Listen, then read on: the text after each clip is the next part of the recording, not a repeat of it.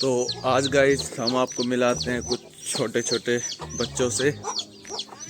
देखिए, है ना, बिल्कुल क्यूट क्यूट देख रहे हैं। ये सारे इनके ऊपर बैठती है मुर्गियां।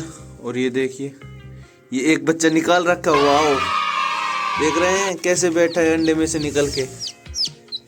ये देखिए कितना प्यारा है, ये है ना क्यूट।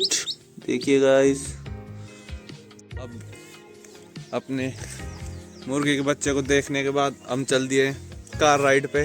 तो चलिए चलते हैं।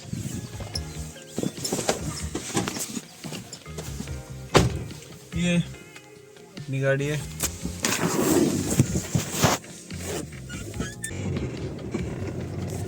ये गाइस हमारे खेत है। और ये